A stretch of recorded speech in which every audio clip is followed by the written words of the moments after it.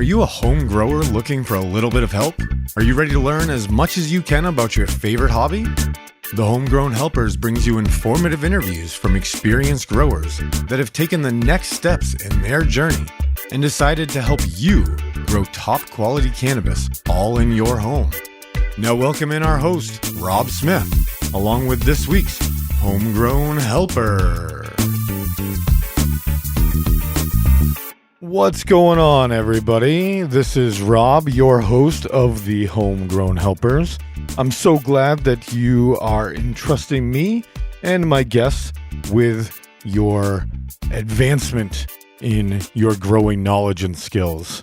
Today, we are wrapping up part 2 of the interview with Matt Doc from Michigan. And you can find him at Doc Tilla's Garden on Instagram to follow along with his deep water culture journey. And you can learn from him and all of our other guests that we have coming up for you, from Hawaii to South Africa to Spain. I just talked to a guy in Spain the other day, and I'm pumped to release those interviews for you guys. So coming up on today's interview, Matt and I dig in and wrap things up. And, we get into plant training and talk about Atlas Plant Trainer and how he's put it to use for the first time in a deep water culture bucket. And we also dig into Matt's biggest failure, which I have wanted to change to a learning experience. I just got to change the wording for good and kind of, get that verbiage out in the world, because we can learn from it as long as they can learn from it. So today is brought to you by our friends over at Rooted Lyfe, purveyors of the finest in CBD products out there. You can save yourself 10% at Rooted Lyfe, that's ROOTEDLYFE.com, by using code GROWCAST. And you can get yourself some tincture in a couple different potency strengths. They have a roll-on, they have some pain relief gel, they have a face mask for your ladies out there. And it's triple lab tested, really comes from a fine source, and it's a woman-led, woman-run company. They have some big things happening over at Rooted Lyfe, ROOTEDLYFE.com. Use code GROWCAST for 10%. But if you'd like to save yourself 20% on that and a couple other products like, Atlas Plant Trainer or Fish Shit from Fish Head Farms, you can head on over to mygrowpass.com and hit the sign up link at the top of the page. And while membership is closed right now, you can still gain access to, some limited benefits. Check out a little bit of the access during a 7-day trial. For just $3, you can join up for 7 days, get a peek at what we offer. And when we open up membership here in another month or so, you can be one of the first to be notified of that action. So the last thing that I have to ask you is, don't forget to do those ratings and reviews as we shift gears here and open up the floodgates of interviews of home growers that are interested in being featured on the Homegrown Helpers. And if you're one of those people, you can head on over to thehomegrownhelpers.com/apply. So again, don't forget those ratings, reviews, subscribe, share the show with a grower that you know. It helps us grow. And I'm a poet, and I didn't know it. So before I make more of a fool of myself, let's get into part 2 with Matt from Michigan. And we are back. Matt's been killing it, dropping lots of knowledge, lots of personal experience. And, I think this is probably going to be the start of part 2. So, Matt, why don't we just kick it off? You said earlier that on your Instagram, you're trying to help new or even experienced deep water culture growers, get over some of the problems that you've been able to overcome and even created your own solutions for. On that point, that's how I came up with Atlas Plant Trainers. I got sick and tired of there not being a solution on the market, that I wanted to do exactly that. And so I created it. And you kind of have done the same thing here with some of your stuff. So why don't you walk us through some of those lessons learned over deep water culture and kind of, maybe reduce the learning curve for some of our audience? Sure. Okay. So I think what you have to understand about deep water culture is the plants are always submerged in water. They've always got nutrients available. So what you're trying to do is find the proper balance of those nutrients. So real quick, hold on. Sorry, I don't want to interrupt you too much, but plant roots are almost always submerged in water, right? Yes. Not sorry, the yeah, plants, right? The roots are always submerged. Yeah. So, Not the whole plant. Some new growers sitting out there like, what? The plant? Like, how do you grow plants underwater? Go ahead. Right. No. So yeah, the roots are always in a container of water, whatever it might be. I use 5-gallon buckets. Plants seem about 5-gallon buckets. They just seems to be about the right size for them. The root ball gets in there, gets nice, and fills the whole bucket. Everything sits snug. I've seen people growing bigger ones, but I'm not trying to grow 12-foot plants, so I don't need a bigger system than that. So yeah, with the plants the roots always being submerged, the plants are almost stuck in the system. I mean, they are stuck in the system. So what you have to do is you have to be very careful not to over-nutrient or under-nutrient. So you have to find your right areas, and there's a little experimentation with that just to find your proper ppms. Especially in the beginning, you should always be using a ppm meter because it's very important to know where you're at and track where you're at, especially when you're learning. So let's give some specifics here, Matt. Let's talk about what you use and where your ppms typically end up, through veg and into flower and late flower. So I run a Lucas formula from veg into flower. And what that is basically a 3-part system, and I'm using 2 parts of it. So Advanced has some 3-parters, and GH has some 3-parters. Basically what you're doing is you're using the micro and the bloom from either of those lines, and you're cutting the grow out completely. So when I run in my veg tent, pretty much always easy to remember number 420, as growers or cannabis users, that's just a number that's easy to remember for us. So 420 ppm is where I like to run my veg.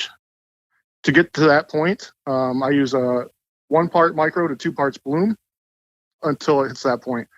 Generally, you can find about 15 milliliters of micro and 30 of bloom. For Advanced or General Hydro, will both get you there. There's other, there's a ton of different nutrient companies out there. I'm actually experimenting right now with House and Garden. I'm running a side-by-side with what I usually use. So that's kind of fun, but theirs is even.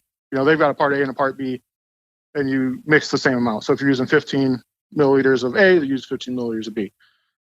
So you use those. It's very important to use RO water in deep water culture. You're starting with a 0 water, clean water. Buy an RO system. That's one of your investments, a must-have investment in the beginning, in my opinion. So you start with clean water, and then because your water has nothing left in it, you've stripped everything from it, you have to replace it with the calcium and all the micros and macros and all that good stuff. Matt, I'm going to cut you off again here. I'm very, very sorry for interrupting you, but I need to tell you that I literally just got done writing down RO water (micro), and you nailed it, man. Good job. Good job. Okay. So you're doing great. Every time I go to write down a question, you seal it. So keep dropping that knowledge for these guys. Yeah. So Calmag, you have to put that stuff in. You can use pretty much any company. I'm running Sweet Leaf right now. Just to try it out, and it seems to be doing a pretty good job. I run a little bit more of that. I found I noticed it was kind of teetering on the low side when I was using my normal 20 mils per 5-gallon bucket. And when I say 5-gallon bucket, these buckets when I'm filling them, they're actually only about 3.5 to 4 gallons of water because there's a top area that the plant sits, the net pot sits. So when I'm giving out these numbers, remember that's to 3.5 gallons. So it's not a full 5 gallons, but yeah. So I run some Calmag. You have to do that. And then your nutrients and HydroGuard, very important in deep water culture to stop and prevent root rot. There's a couple ways of doing this. The very expensive, fancy way of doing it is to get a water chiller. And they can, start around, some of them $600 to $1,000 for these water chillers. And if you have a reservoir system and you have the money, then that's a great way to do it. But if you don't, water ideally should be at about 68 degrees in deep water culture. We can't do that in these buckets individually. So it ends up being more around 70, 71, which isn't the danger zone for root rot yet. like that's around like 75, 78. Once you get up to those temperatures, then you're really running a high risk of contracting root rot. So as a preventative, what you can do is you could run HydroGuard. And what HydroGuard does is it basically goes in there and it builds up its system on your roots with a more of a beneficial little, as far as I understand it, at least microcolony down there. And that way the root rot can't take over because the roots have already been colonized by everything that's in the HydroGuard. So that will prevent any root rot from happening. And that'll save you tons and tons of trouble and headache trying to fix that or figure that out. So it just takes a couple drops in every bucket. It's cheap, it's easy, use it, save yourself time. So yeah, once you got your HydroGuard in there, that's all I run. That's just simple couple things in veg. And then once you get into bloom, that's when all the fun starts. You can start adding in all kinds of different stuff. So a couple things that I want to touch on real fast. There's a lot of salt in deep water culture. Your buckets will get salty. You'll notice I've worked out a system where I do a top feed from underneath my net pots so that there's not a bunch of salt and water and algae being grown on top of the plants, on top of the rocks or hydrogen or whatever you might use. Recycled glass is popular now. That's kind of another cool medium. But yeah, so back to the salts. They'll build up. They build up everywhere, including your roots. As these water levels drop in your bucket daily, your roots are being left behind to kind of, they don't dry out because they're in a bucket being top fed. And the humidity is high enough in there inside that bucket because it's all water that they don't dry out, but the salt gets left behind on those roots over time after the nutrients drain and fill and drain and fill over and over again. And you don't want salt built up on your roots, obviously. That's something that's going to cause you all kinds of problems and all kinds of nutrient burn. You're going to be looking at your lights and trying to figure out why everything's burning up when it's actually just salt burn from just too much nutrient not being washed away. So I recently figured out the solution to that, which I think everybody should be using in hydroponics, is yucca. Yucca is a natural surfactant or a wetting agent, and it will break the polarity of the water molecule, which allows your nutrients to flow more easily into your big root balls. So your nutrients can penetrate a lot deeper, and it also breaks down salts and will stop salts from collecting, which is huge. If you're using a top feed system or a recirculating system, if you have pumps and things like that going, salts can be a nightmare. So putting a little bit of yucca into these buckets eliminates all that. And it's been amazing. I mean, it's really, really helped me a lot. So I would strongly recommend, you can get it yourself. You can get raw yucca and mix it up into, a gallon jug or something and just have it ready, or you can get nutrients with it in it. I currently use I think it's a Danny Danko line called Vegimatrix. They have a bloom booster that has a high percentage of yucca in it. So I've been using that in flower. And I've really, really seen a huge, huge difference. So I love that product, yucca all the way. And something else, another tip that's kind of interesting is Calmag is great. You're using it all the time throughout your whole grow. Push it hard in weeks 4 and 5 of flower when they're really stacking, because what the calcium really does is it helps build your cell walls and your root tips. So when these plants are growing and building, adding on more weight and growing, they need a lot of calcium. I have a grower friend of mine who has been growing for about 20 years. He started out in Colorado. He also did deep water culture for a long time, and he taught me a trick about Calmag. Again, I run about, like we talked about, 10 or 11 weeks with newts, probably 10 weeks with newts. Around week 7, I cut the calcium out completely, and I switched to a Mag Pro. So that's everything minus calcium, everything in the Calmag minus calcium, basically. And the reason you're cutting the calcium out is because at that point, the plant isn't growing new cell walls as much.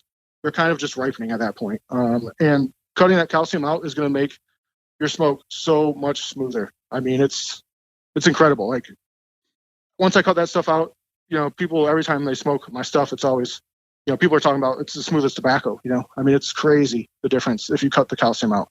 I'm not sure what burning that calcium does or why it seems harsh like that, but it's really been a big difference for us here. Cool. I don't know if you have anything to say with that, Rob, or if you disagree with that, or No, I'm not sure. I actually wrote that down to do a little research on it later.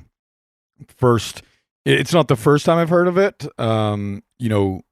Starting to cut back your nutrients. I definitely limited calcium in those last couple of weeks, but I don't know about completely cutting calcium out. So I'm going to do some research on that. So probably before we post this, and then maybe I'll just do a little addendum if I find anything out. Yeah, cool. I did want to ask you about, do you do any flavor or terpene enhancers with your deep water culture? So yeah, I've used a bunch of different stuff. Terpenator is what I'm using right now. Okay. There was also Green Planet had something called Resin, I believe it is. Yeah, Resin by Green Planet. That's another one, real nice one. Okay. Pretty clean product, except it starts to smell like it's fermenting after a while. Okay. If your bottle gets old after you open it. So I kind of stopped using it for that reason, because I was never getting through a full bottle by the time it started getting the funky like alcohol smell. It kind of like burns your nose when you opened it. So I was like, it just was off-putting. So I just kind of stopped using it. But when I was using it, it worked fine. It worked great. So the real trick to getting your terpenes up, in my opinion, in the grow, of course, you want, it's going to be genetic a little bit. It's going to be a little bit about not so much the products to use, but by not burning stuff, by not giving it too much nutrient, things like that. You don't want to mess your terpenes up with overfeeding or oversalting, things like that. Okay. But the real secret is in the drying, in the process, to me at least. I found that terpenes start to break down at 70 degrees Fahrenheit. So if you have the ability to dry your plants at 70 degrees or lower, you're going to preserve all your terpenes. Once you start getting above that, then they're going to naturally start breaking down. So the best thing to do, in my opinion, is that's why I use a grow tent, a little small tent to dry in, because I can create a whole environment to dry in. Yep. Like here in Michigan right now, outdoor humidity is like 25%. So even in my house, I have a humidifier here, but still we're 40% in the house maybe. Mm-hmm. So to dry it here would be, at 40%, it's going to dry out way too fast. And it's too warm anyways. So I like to put it in the tent, in the basement, in the corner, in a nice, cool, dark corner. And I run little humidifiers in there on a switch, on a controller. And I keep my humidity between 68 and 62% in there. And when it gets up to 68, it cuts off. And when it drops to 62, it kicks back on. And it just kind of flows there and bounces up and down. So what that allows us to do is that is going to let us dry these plants for almost 3 weeks. It's a very, very slow dry. We shoot for a minimum of 2 weeks, 14 days minimum in there drying. And what that is able to do is that's going to allow the plant to break down all of its chlorophyll. It's going to let your aerobic bacteria start to grow in there and eat everything, all the chlorophyll that they need to eat. And that's going to remove all that haze smell for you. And as they dry out slowly like that, at that right temperature, 2 weeks from then or 3 weeks from then, at that point, they should be right at about 62% humidity.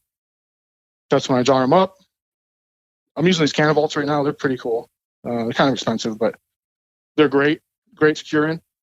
So yeah, they pop in there and we open them every day, just like, just the way everybody else cures them. Sure. But it's the drying and making sure that the terpenes don't ever get too warm so they don't break down. That's how you're going to preserve them all, in my opinion. Those are really great tips. Thanks for sharing that drying and curing process. The reason I ask is I'm pretty sure, it's a known thing that growing in hydro produces less terpenes in the plant. That's why there's the terpenators and the resonators and whatever. I think I can even taste the difference between hydroponically grown strawberries in the winter and, field grown strawberries in the summer. But keep that in mind if growers are out there doing hydro, that, if you're not supplementing and using one of those flavor enhancers, you may notice a difference in your terpene production and the smell and flavors of your cannabis when it's all done, even if you follow all of Matt's wonderful steps in the drying and the curing process. Yeah, terpenator, or there's a lot of things. I mean, even every nutrient line, you can start to kind of taste the difference, I think. Right. If you go from advanced to even advanced general hydro, which are pretty much, they're very close to the same thing. Right. there'll be a little bit of a flavor difference. But Yep. yeah, it doesn't hurt to get some organics in there. Again, that yucca that I've talked about, that helps organics suspend in water with salts, actually. So if you want to use stuff like that too, there's a company, Microbe Life. Yep. Microbe Life Hydro. Sorry. Yeah, I had to walk into the room here and look at the bottle. Yeah, but they make a bunch of really good stuff. Super stinky, but their stuff's kind of geared for hydros also. Yep. So they do a lot of nice stuff to that. Yeah. Cool. I mean, well, Matt, obviously oh, sorry, go ahead. Did you have something else to add there? Oh yeah, getting any kind of organic in there is going to obviously help enhance the flavor, you know. Okay. You can even I've even experimented with doing all organic hydro, and that was it was fun, but it's a mess. It's a big stinky mess, you know. Right. There's a few companies out there that make all organic salt-free lines that are for hydroponics, but yeah, they're tough. It's a lot to mess with. So we're going to take a quick break and thank one of our new partners here at the Homegrown Helpers and Growcast in our membership program, and that is Trimbag. You can check them out at trimbag.com or on Instagram at trimbag. Make sure you use the code GROWCAST, which will save you $30 plus get you free shipping off of that trim bag. They offer other things like bucket buckers and different trimming, but they are the trim bag. They came up with this great design, and the unique trimming concept of the trim bag was created in the foothills of Northern California. The idea came to them after countless months of seemingly endless trimming, and I know we've all been there and experienced it, but if you haven't checked out these trim bags, they are very simple design that honestly does a really great job. And if you've been listening to the show, you know that I rent out trimming machines, and I was skeptical of this trim bag when I first saw it, but every time I've seen it in action, after just a few minutes, a couple pounds comes out of that bag looking really well done. I mean, yes, you do have to go back over it with a pair of scissors. You do have to get the thicker stems off. But, as long as your bud is dry, this machine or this bag, not even a machine, like you are the machine, you toss that stuff around. But this bag, this device does a really amazing job. Head on over to Trimbag. Check them out on Instagram at Trimbag. Trimbag.com. Save yourself $30 and get free shipping using code GROWCAST. Now let's get back and wrap up part 2 with Matt. Thanks so much. Well, Matt, we have been on the phone for almost an hour. We've split this up into 2 episodes. You've dropped tons of knowledge, but selfishly, I do want you to talk a little bit about your plant training tips. Plants grow fast in hydro. They finish quick. So, walk us through your trials and tribulations with plant training and why you're doing what you're doing currently. And then we'll wrap this up. Yeah, absolutely, Rob. So in deep water culture, plants are going to grow very, very fast. So you're constantly almost fighting with these things, trying to keep them back down, keep them low, keep them from getting out of control. So what I used to do is I used to be tying plants and branches and everything to bars at the top of my grow tent and fighting with these things. I mean, these plants all looked like giant marionettes, with strings everywhere. And oh man, it was a nightmare. And I know. I can imagine. I know. Right. Because I have to be able to lift these plants, you know what I mean? So I couldn't tie them down to a base. They always had to be suspended from the top so that when I lifted them, they were able to move up without snapping any branches off. So that was a huge problem. I'm tying them around lights and trying to figure all that out. And it's a pain, it's a lot of work, and it's just didn't make sense to me. There had to be a better way, So I did some research and was looking at different ways of doing it. And I bought these I tried tomato cages, and those didn't really work out right because they don't have, in hydro, they didn't have like a soil or something to stick down into, So they would be shifting around all the time. So they weren't really serving the purpose that they were intended to. So what I had to do is find a solution, and listening to you guys all the time, you were talking about your plant trainers, your atlases. And I kind of looked into them and thought maybe I could do something, So I reached out to you about it, and we had talked a little bit about it, and I got a set, and I started tinkering with it, And there was a couple ways I was able to kind of use it. in the beginning, and I was still trying to figure it out. And then one day I was like sitting there looking at it, and it just kind of clicked how easy it could be if you just zip tied, the stake into the side of the net pot and just had them coming out just like they were intended to be used. So I started trying that, and man, it was a night and day difference. So much easier. So what I've learned to do, back to the beginning about plant training, I was topping these plants. I was bending them, breaking them, doing everything I could to slow them down before, and just kind of learning on my own anyways, just reading different ways of plant training and all these different things. And I kind of discovered that the best way to do this, instead of cutting these plants off and forcing them to, putting them into a shock, because you're cutting their main stem on their auxin source, or storage area, I guess is in the tip of the main stalk. Instead of cutting that off and setting this plant into shock, what I learned that you could do is if you bend that plant, the tip, as low as your other branches, then those other branches also become tops, and it doesn't take all that shock, and it doesn't take the time for the plant to heal, and the plants are able to use their energy more efficiently that way. So what I've been doing with these atlases is right away, like right out of the cloner, I put them on that little NFT table until they get roots in the cube, and then they go in the buckets. And as soon as they get in the buckets, I start training them. Like day one, these plants are like 3 or 4 inches tall. They've maybe got like 1 little or 2 little branches just coming out on the sides, and then there'll be the top starting to split.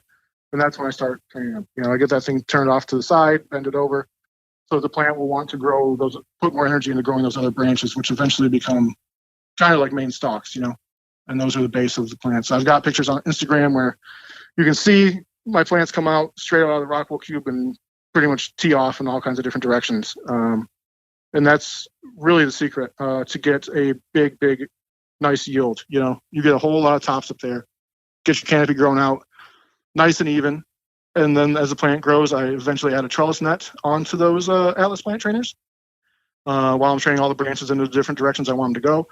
I'm placing the branches exactly where I want them, spaced out, because it's all works so well. I mean, this little erector set that you built, Rob, is genius. I mean, it's perfect. Thanks, buddy. So, yeah, I get them all trellised out. I get all my tops. I usually run about 12 to 16 nice size tops, strip everything else out below it before they go in to flower. And then I pop into flower, and the idea is to get 4 plants in there under each light with about 12 to 16 feet.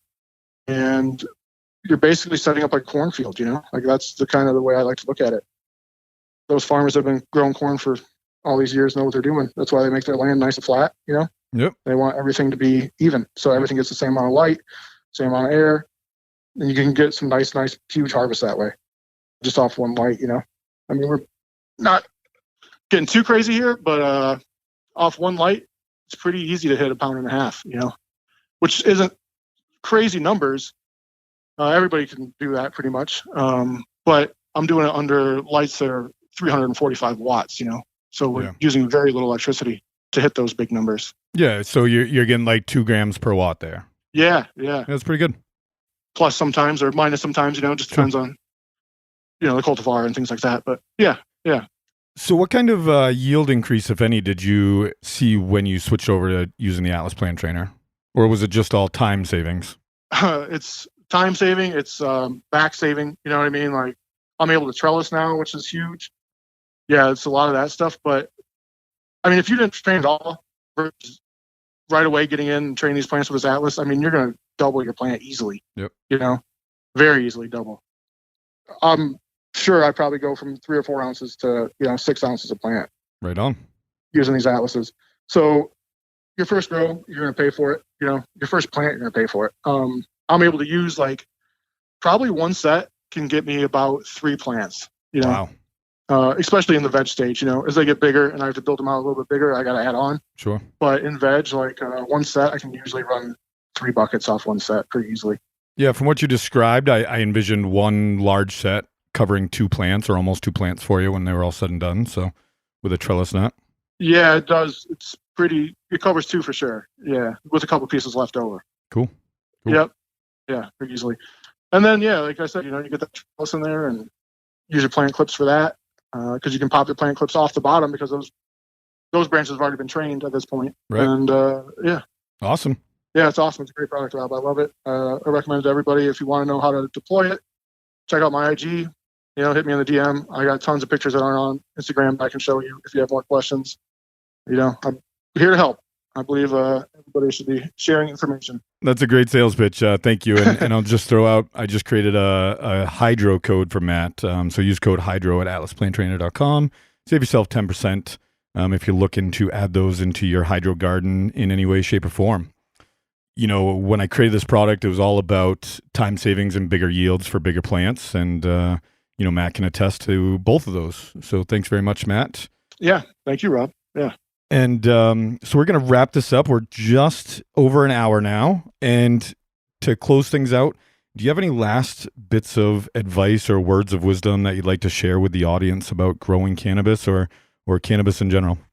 Yeah. This is a beautiful plant. It does amazing things for people. And people that use it and smoke it, recreation or medically, it's something that, whether you believe in a higher power or whatever, Mother Earth or whatever you want to believe in, it was put here for us to use and to share. It makes people happy. It saves people from depression bouts. It can help stop people from drinking all the time and killing themselves with alcohol. It's really something here it's been a gift in a lot of people's lives. And I hope that the community out there realizes that we should all be doing this together and we should be bettering each other. We should help each other. If you see another grower that's struggling, help them out. I don't believe that people should be selfish with their information or selfish with their genetics. I believe in sharing it all.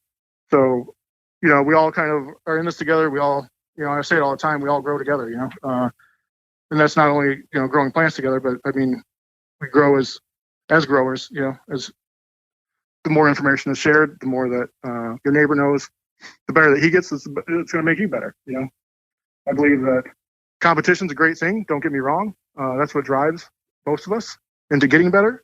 But at the same time, be competitive with yourself, be competitive with your neighbor, but also by making them better, it'll make you better, and we're all doing this together. Nobody has all the right ways of doing stuff. So the more we talk about it and the more information we share, just the stronger the community is going to get in the future.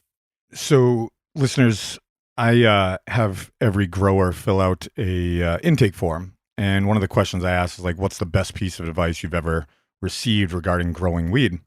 And Matt's response was the philosophy that as growers, we're all kind of in competition with each other at all times, but we're all playing for the same team.